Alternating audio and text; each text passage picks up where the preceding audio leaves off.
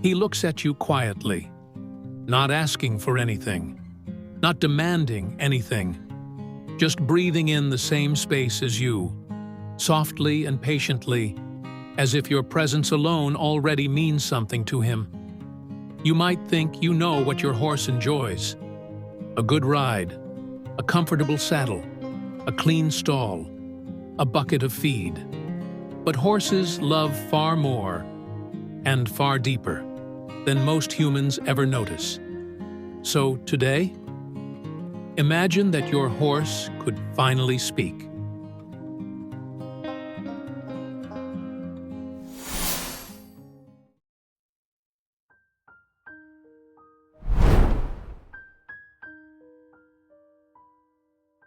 Imagine that he could lift the silence from his chest and tell you, one by one, the things he truly loves that humans so often overlook.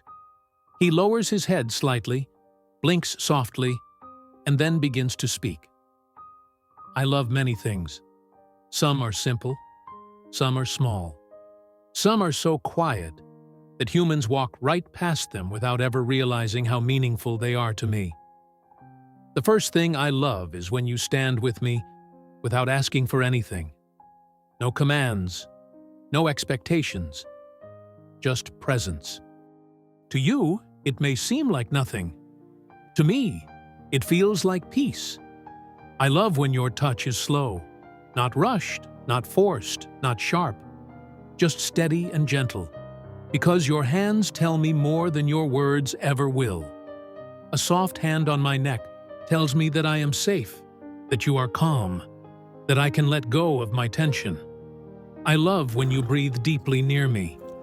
You might think I don't notice, but I do. I match your breath. I follow your rhythm.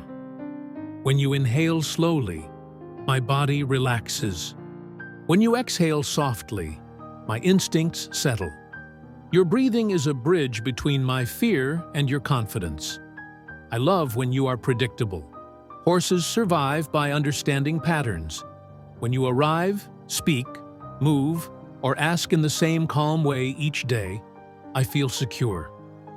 Your consistency is a promise that I can trust you. I love when you release pressure at just the right moment. Humans underestimate this, but to me, that tiny moment of relief means everything. It tells me I answered correctly. It tells me we understood each other. It tells me I succeeded. I love when you let me look at things before asking me to face them. Give me a moment to observe, to understand, to realize the world is not attacking me. When you allow me that pause, my courage rises. I love when you respect my space, not because I want to push you away, but because space is my language. When you give me room to think and room to choose, I want to come closer on my own. I love when you speak softly. Your voice may not teach me cues, but it teaches me intentions. When your voice softens, your body softens. And when your body softens, my mind opens. I love when you are steady on the inside, not dominant, steady. Horses don't follow strength. We follow security. We follow calmness. We follow the one who can stand in a storm without becoming one themselves. I love when you celebrate small steps. Humans want big results, but I learn in tiny moments. When I lift a hoof, shift my weight, or simply try, and you notice it, I feel seen, acknowledged, understood. I love when you don't bring your troubles to me, not because I don't care, but because I feel everything you feel. If you arrive scattered, my body tightens. If you arrive angry, my mind hides. But when you arrive centered, even if your world is chaotic, you become my safe place. He pauses for a moment, flicks his ears gently, and continues. Oh, and let me tell you something else. Something humans always underestimate. I love treats. Yes, I'm admitting it. Carrots, apples, those crunchy cookies you pretend you don't have in your pocket. I know. I always know. I can smell them before you even remember you brought them. But here's the part you never notice. It's not just the food I love.